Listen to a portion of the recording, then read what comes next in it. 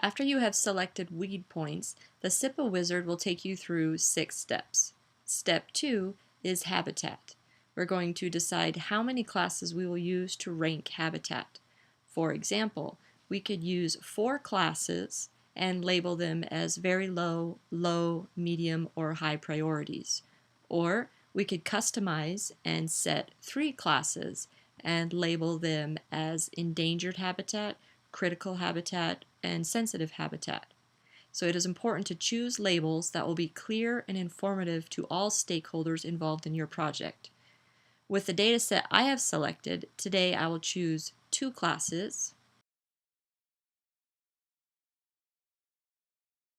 and I will label them as highest priority and lowest priority. Once you've labeled each class, then set the weight of how you would like each class to be ranked.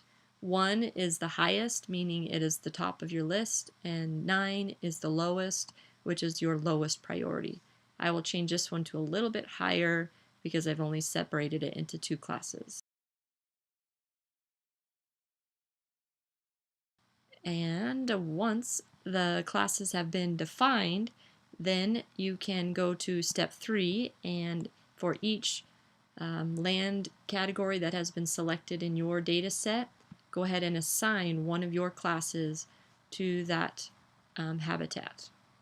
So for example, I could say that the longleaf pine in southern flatwoods, I want that to be my highest priority, and then the next one I have is pond shore and wet meadows, and I want that to be my lowest priority. If you have questions at any time when using the SIIPA wizard, you can also click on any of these blue question marks, and additional information will show up that will help you to make those decisions. When you're finished ranking your habitats, click Execute.